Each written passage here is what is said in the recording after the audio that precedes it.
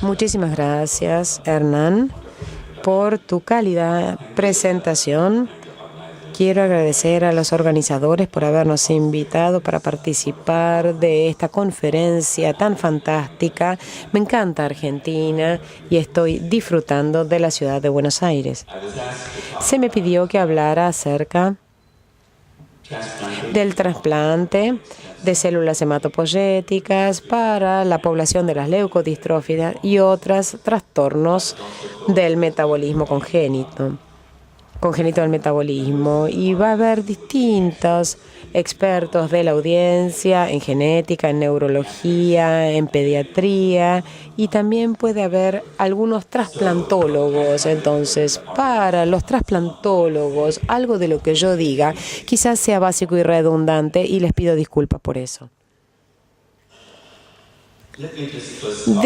Déjenme hablar acerca del concepto amplio del trasplante de células hematopoyéticas. Cuando hacemos un trasplante de riñón o de corazón, se saca la enfermedad en bloque quirúrgicamente y se reemplaza con un nuevo órgano de un donante. Es muy simple. Yo sé que mis cirujanos no van a estar de acuerdo conmigo, pero desde el punto de vista inmunológico es un trasplante mucho más sencillo. Sin embargo, cuando se hace un trasplante de células madre hematopoyéticas, no está presente esto en un área en particular, está presente la médula ósea en todas áreas del cuerpo, y para removerla o ablacionarla de alguna manera hay que utilizar altas dosis de quimioterapia. También se puede utilizar radioterapia, pero en pacientes que tienen trastornos congénitos del metabolismo utilizamos quimioterapia, y una vez que han eliminado la médula ósea del paciente, hay que volver a darles células donantes hematopoyéticas que van a reconstituir de alguna manera esta médula ósea perdida, y estas células pueden obtenerse del cordón umbilical o de la médula ósea, como nos contó hace un rato la doctora Kochberg acerca de las células de cordón umbilical no relacionadas. También hay que diferenciar cuando se hace trasplante para órgano sólido versus el de célula madre hematopoyética. Con el órgano sólido, el cuerpo del paciente siempre va a considerar el órgano trasplantado como foráneo, como ajeno. Entonces, el paciente tiene que recibir terapia inmunosupresora por el resto de sus vidas. Por otro lado, con la célula madre hematopoyética y su trasplante, el sistema inmune o el nuevo sistema inmune que el paciente va a desarrollar viene de la misma célula, se origina en la misma célula que están poblando la médula ósea. Entonces es muy poco probable que en el largo plazo que estas células sean rechazadas, porque el sistema inmune es el mismo como del donante. Por otro lado, estas células inmunes derivadas del donante van a encontrar al paciente como foráneo o ajeno al principio, y eso se llama enfermedad de injerto contra huésped, que es un riesgo que todos los pacientes con trasplante tienen, y porque lo comprendemos, sabemos que hay medicaciones específicas para tratarlo que utilizamos durante el proceso del trasplante para minimizar este riesgo de enfermedad de injerto contra huésped. Y si alguien la desarrolla, hay varias medicaciones que podemos utilizar para tratarlos. Es importante recordar que el timo en el cuerpo humano, que es muy activo en los niños y menos en los adultos, pero totalmente activo también, durante un periodo de tiempo, por mecanismos moleculares muy elegantes, va a entrenar a las células del donante para que acepten al paciente por un proceso que se llama tolerización. Entonces, casi todos los pacientes que tienen un trasplante de células madre hematopoyéticas y no tienen enfermedad de injerto contra huésped van a poder salir del tratamiento inmunosupresor casi al año. Entonces, de hecho, la mayoría de nuestros pacientes, un año después del trasplante, no están recibiendo terapia inmunosupresora, y esto realmente es muy importante reconocer. Cuando se está haciendo el macheo entre donante y el paciente para trasplante de órganos sólidos, esto es realmente importante, pero para el de células madre hematopoyéticas, este inmunomatching no es tan crítico ni tan fundamental para tener buenos resultados. Entonces, cuando se hace un procedimiento como el trasplante, que yo creo que es uno de los tratamientos más complejos disponibles en cualquier de las ciencias médicas, porque cambia tanto en el cuerpo humano y se asocia con un riesgo significativo, hay que hacer 3 preguntas principales. En primer lugar, ¿cuáles son los requisitos para el trasplante en cualquier paciente? ¿Cuáles son los problemas y los riesgos asociados con el trasplante? ¿Y qué esperamos como beneficio potencial? Vayamos a la primera pregunta. ¿Cuáles son los requisitos entonces?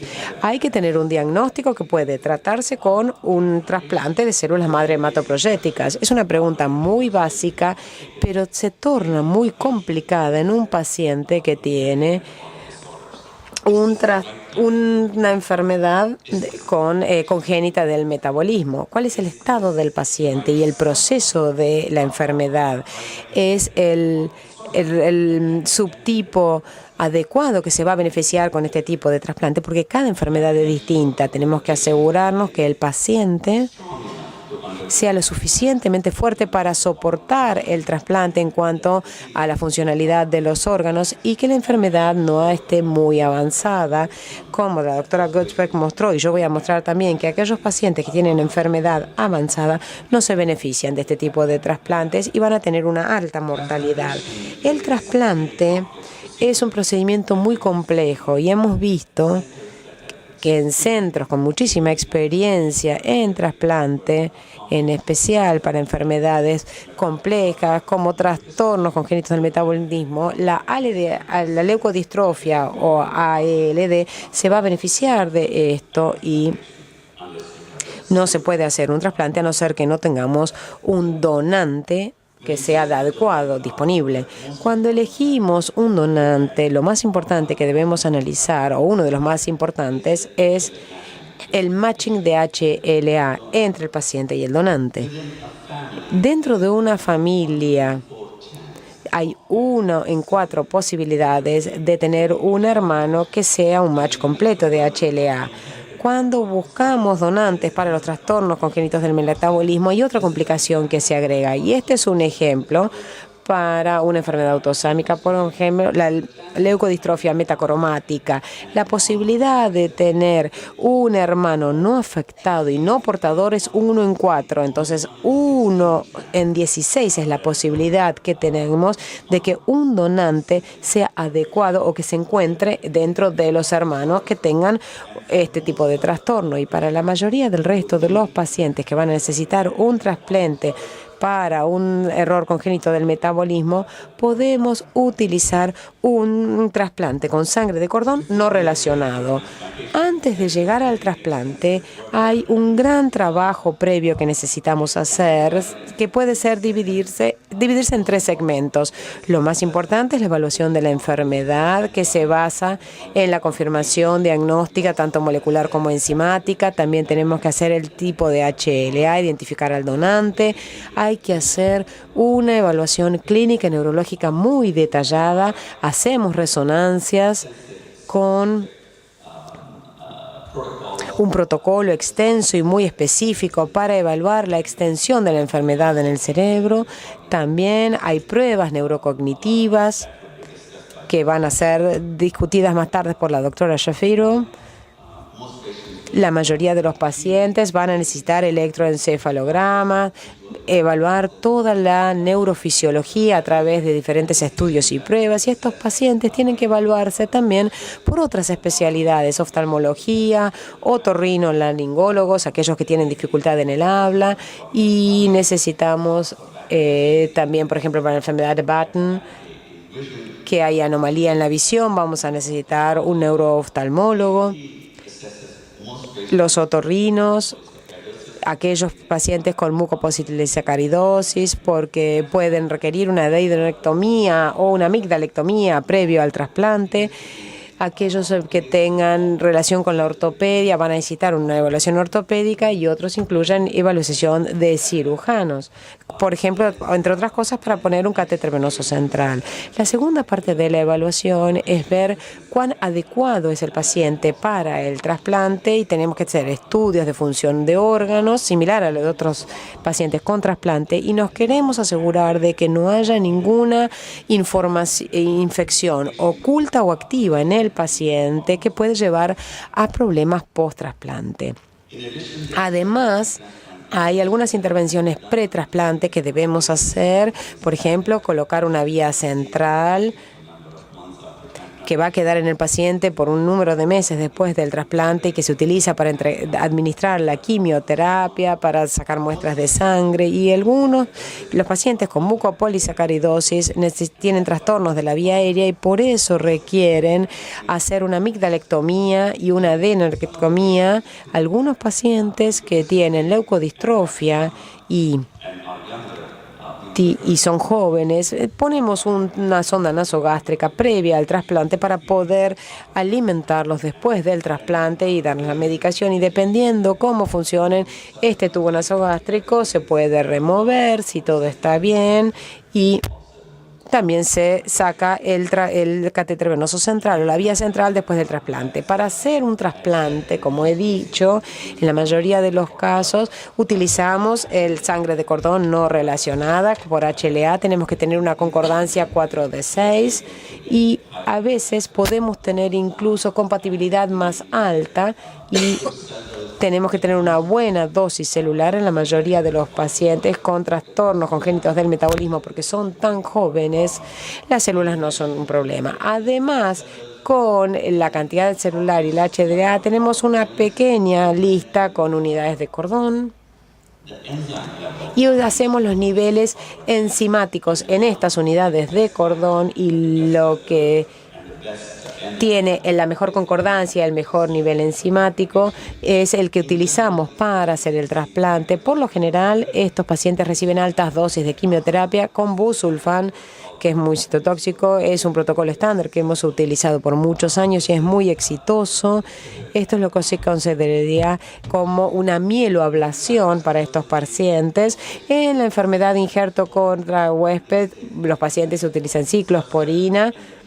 Y antes utilizábamos ciclosporina con esteroides hace un tiempo y la duración de la profilaxis para la enfermedad de injerto contra huésped va de 9 a 12 meses después del trasplante. Muchos de estos pacientes también reciben un apoyo extra con medicación antifúngica, antiviral, para neumocistis, profilaxis para neumocistis, inmunoglobulina, factores de crecimiento o de estimulación de colonias y, como dije antes, ayudamos a la nutrición con tubos enterales y hacemos transfusiones. De la enfermedad, dije que necesitamos una enfermedad que pueda ser tratada por trasplante. Dado que estamos hablando de leucodistrofia y errores innatos del metabolismo, quisiera concentrarme en esto. Hay más de 200 trastornos metabólicos heredados que no todos pueden ser tratados con trasplantes de células hematopoyéticas madre.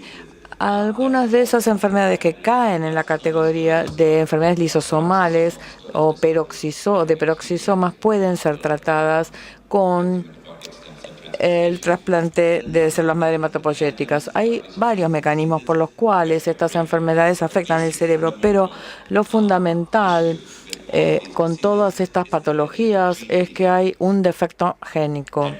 Ese defecto en el gen lleva a una disminución o ausencia de una determinada enzima y dependiendo de cuál sea la enzima y qué función cumpla en el desarrollo normal del cerebro, en el proceso bioquímico del organismo normal, tendremos un paciente que tendrá diversas patologías y se verá impactado por esa deficiencia enzimática.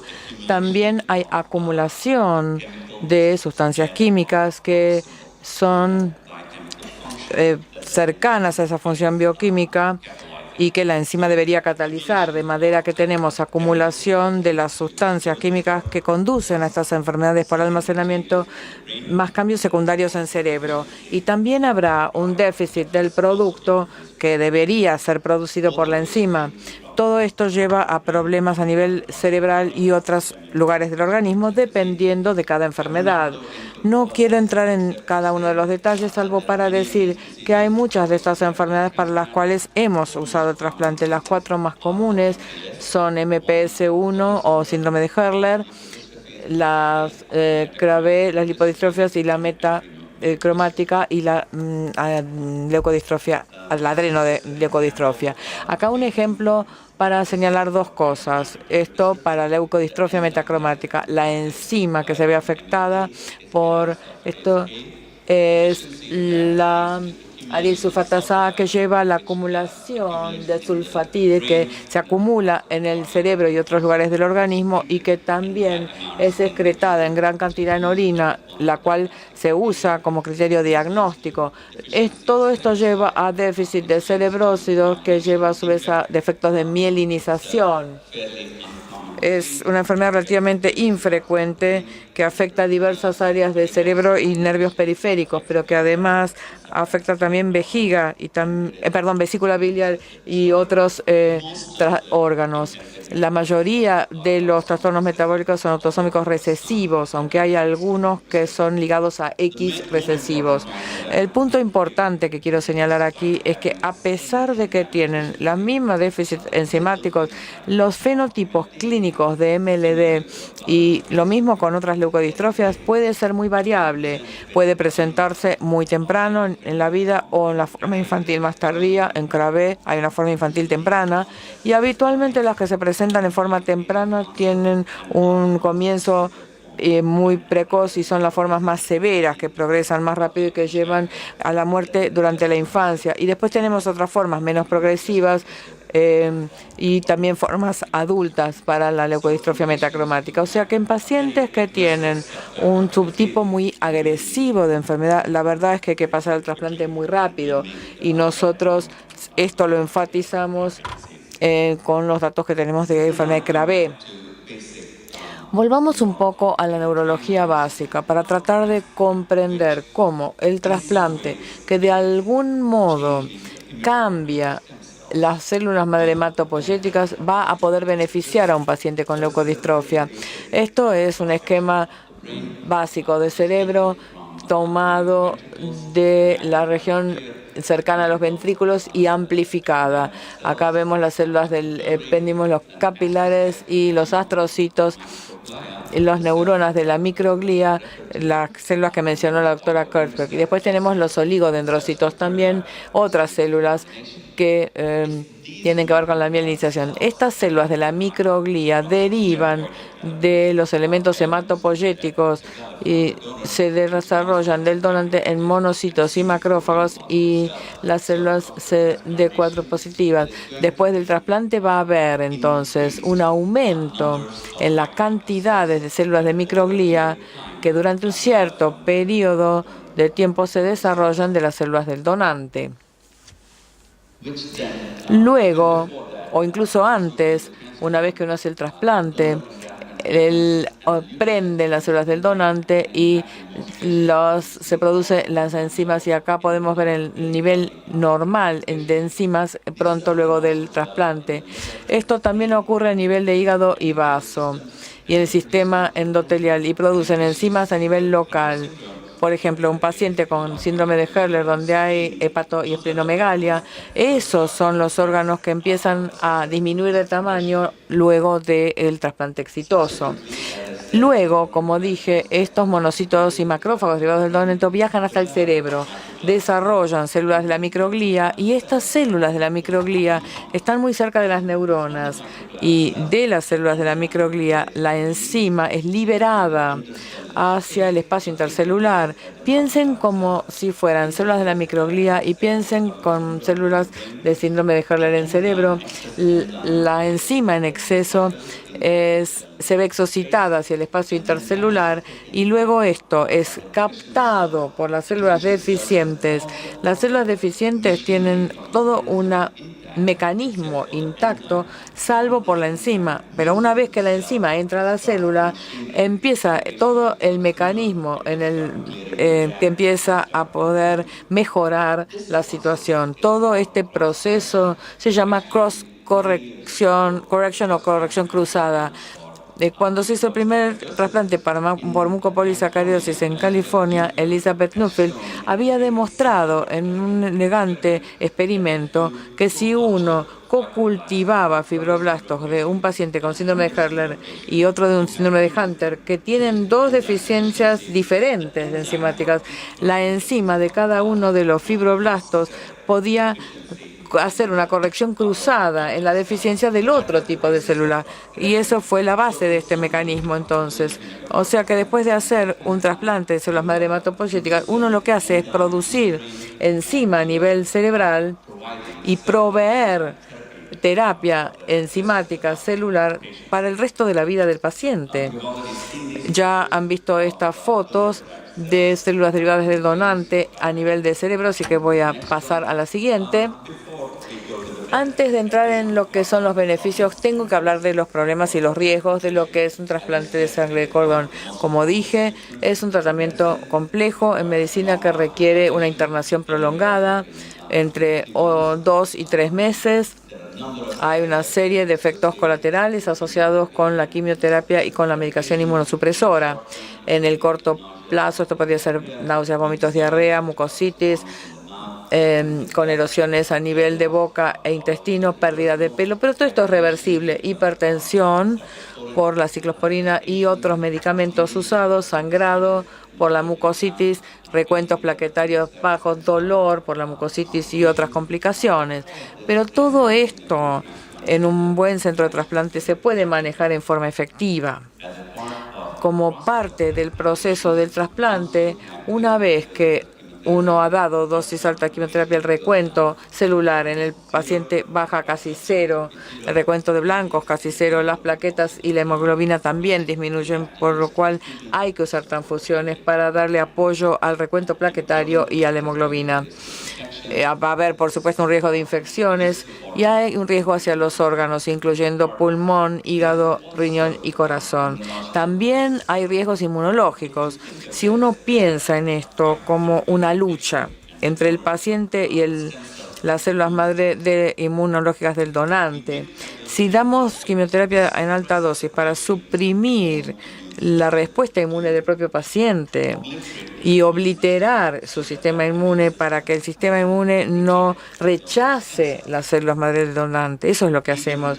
Y a pesar de que usamos dosis altas de quimioterapia, en un porcentaje pequeño de pacientes puede igual haber células inmunológicas que rechacen a las células del donante. Por otro lado, como acabamos de escuchar, las células inmunes derivadas del donante también podrían atacar al paciente con la enfermedad de injerto versus huésped y, por supuesto, siempre está el riesgo de progresión de la enfermedad si el trasplante se hace más tarde en el curso de la enfermedad. Hay varios motivos por los cuales hay un mayor riesgo de infección, incluyendo que se deterioran las barreras normales, disminución en los recuentos de neutrófilos y drogas inmunosupresoras y la enfermedad de injerto versus huésped. Todo tipo de infecciones pueden ocurrir. Diría que prácticamente cualquiera puede ocurrir en un paciente que está recibiendo un trasplante, porque el sistema inmunológico está reducido para casi cero. Podrían ser enfermedades virales, bacterianas, micóticas, y cualquier región del organismo se puede ver afectada. Acá simplemente algunos ejemplos. Hay riesgo de toxicidad orgánica a diversos órganos, la mayoría de lo cual es reversible y nosotros podemos tratarla efectivamente. Podría haber elevación de enzimas hepáticas, ictericia, enfermedad veno-oclusiva.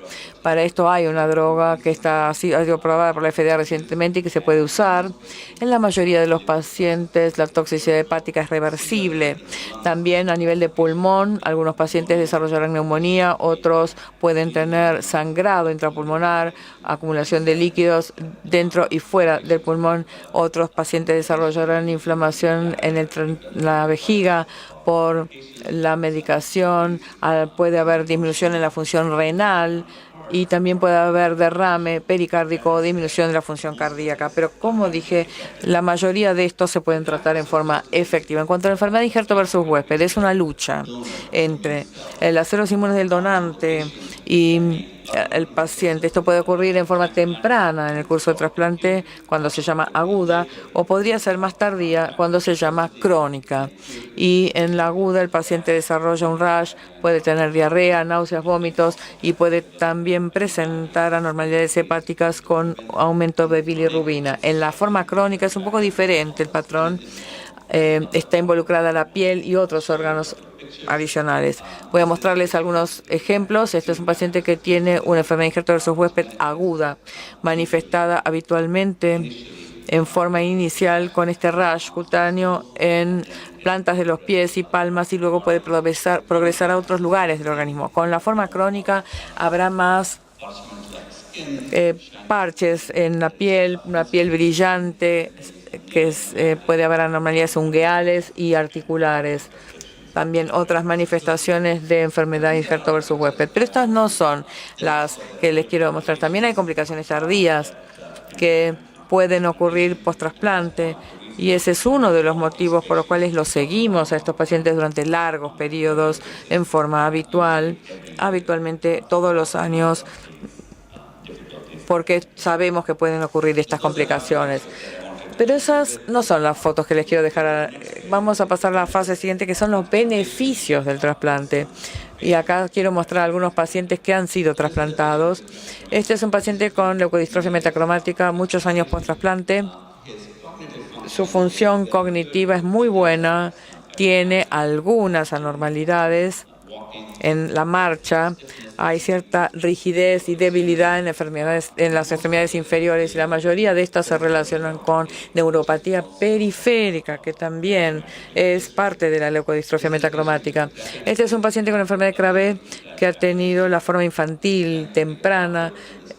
Quiere ser médico, acá lo vemos en la foto con el estetoscopio. Este paciente tiene síndrome de Hunter, que fue trasplantado alrededor de 4 años antes de la foto. Ahora tiene unos 8 años post-trasplante y anda bien. Está posando para la foto, quiere ser modelo, parece. Y acá un paciente con leucodistrofia metacromática que también evolucionó bien. Síndrome de Hurler aquí. Este es un paciente con adrenoleucodistrofia que evoluciona bien, con inteligencia normal. Está en el grado que le corresponde en el colegio y le va muy bien. Tiene mucho sentido del humor, pero hay otro lado a esta historia. Su hermano mayor, que fue el caso índice, estaba mucho más avanzado en la enfermedad cuando vinieron para el trasplante, de manera que ese niño fue diagnosticado porque se había hecho el diagnóstico en su hermano mayor. Su anormalidad cerebral era mínima y su función neurocognitiva era excelente al momento del trasplante y ahora anda muy bien. En tanto que el otro niño, el hermano mayor, que tenía enfermedad más extensa, no logró sobrevivir post-trasplante y falleció por la progresión de la enfermedad. Así que es muy importante poder diagnosticar a estos pacientes en forma temprana y llevarlos al trasplante lo antes que sea posible. Acá otro niño con leucodistrofia metacromática. ¿Cuáles son entonces los beneficios del trasplante? Aunque suena como un procedimiento muy complejo, la verdad que es un tratamiento de una vez. Una vez que uno lo hace, uno es capaz de proveerle al paciente la manera de que la enzima llegue al cerebro durante largos periodos, y sospecho que hasta podría ser de por vida, comparado con lo que es la terapia de reemplazo enzimático, que por supuesto hay que darlo en forma regular, ya sea semanalmente o cada 2 semanas, dependiendo del tipo de enfermedad. Además, el trasplante es la modalidad de tratamiento que provee enzima al cerebro en forma sostenida. En la mayoría de los casos, para los que hay terapia de reemplazo enzimático, por ejemplo, el síndrome de Hurler o de Hunter, la enzima que se entrega por vía intravenosa no es capaz de llegar al cerebro y por lo tanto no puede generar el beneficio neurológico. El trasplante también logra estabilizar la progresión neurológica y habrá mejoría en la función neurocognitiva si el trasplante se hace suficientemente temprano en el curso de la enfermedad. Mejora la calidad de vida, se ve preservada el lenguaje, la visión y la audición, y en muchos casos se puede prevenir la ocurrencia de convulsiones, aunque algunos pacientes sí tienen algunas. Y también hay mejoría en la sobrevida post-trasplante y mayor expectativa de vida. Así que veamos un poco los datos. Hemos publicado este trabajo, la doctora Kersberg y yo y nuestro equipo, hace casi 9 años. Si analizamos los resultados del trasplante de sangre de cordón no relacionada, los trasplantes se hicieron entre 1995 y 2007. 159 pacientes involucrados, la mayoría eran niños pequeños, la edad mediana era 1.5 años, pero había algunos que tenían 1 o 2 semanas de vida, y el de mayor edad era un adulto. El diagnóstico común era adrenoleucodistrofia, síndrome de Hurler-Krabbe, de leucodistrofia metacromática. También van a notar que una serie de pacientes fueron trasplantados que tenían menos de 1 año de vida. Esto nos dio información que yo creo que es muy importante compartir. En primer lugar, si se puede hacer el trasplante en forma efectiva, incluso en niños muy pequeños, muchos de estos pacientes eran recién nacidos con menos de 28 días de vida. El segundo punto es que muchos de estos pacientes que fueron trasplantados en edades muy tempranas eran hermanos de pacientes que ya sea habían sido trasplantados de forma tardía en el curso de la enfermedad o que no se pudieron trasplantar, y ellos habían sido el caso índice en esa familia. Desde entonces hemos hecho una serie de otros trasplantes, ya llevamos más de 300, y también en este periodo hemos hecho más de 2.000 trasplantes en total para otras patologías. Más de 1.000 de ellos son de sangre de cordón total, pero la distribución de enfermedades para las cuales hemos hecho el trasplante sigue siendo la misma. Notarán que la más común es la leucodistrofia metacromática, Hurler y Krabbe, aunque estamos haciendo ahora más trasplantes para algunas de las otras enfermedades que previamente no se habían usado. Han visto entonces parte de esta diapositiva antes.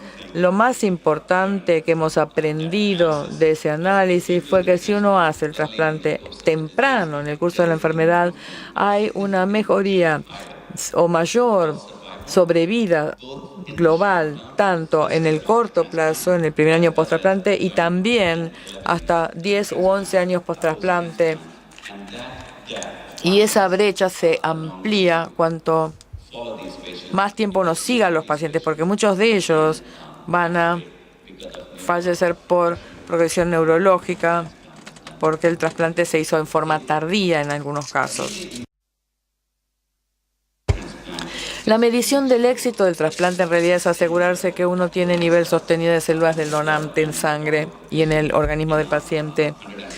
En nuestros 159 pacientes, casi 98% de los pacientes lograron quimerismo del donante de mayor de 90%, lo cual es excelente.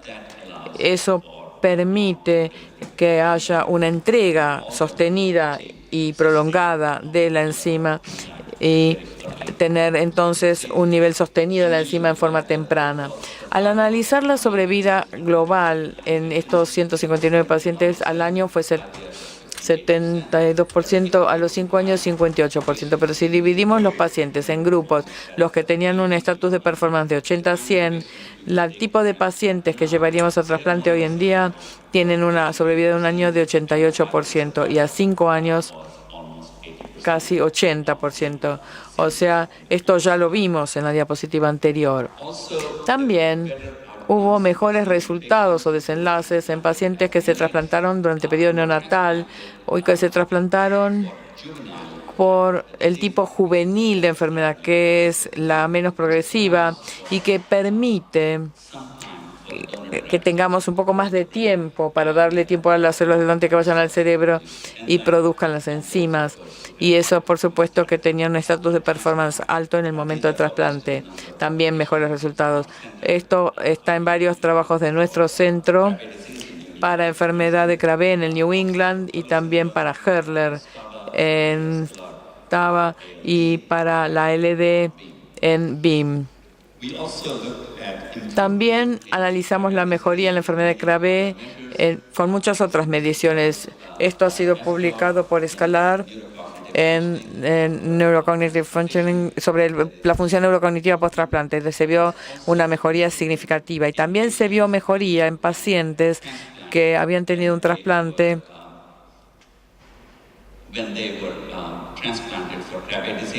por enfermedad de Krabbe. La mielinización que mejoraba y estaba cercana a los controles comparados con los no tratados, también hubo mejoría en los niveles enzimáticos. Esto está tomado del mismo trabajo en el New England Journal. En el Krabbe infantil precoz, los pacientes que se trasplantaron como neonatos tuvieron mucha mejor sobrevida comparados con los pacientes trasplantados más tarde, cuando ya tenían la enfermedad manifestada y que eran sintomáticos. Y acá tenemos la enfermedad de Krabbe juvenil.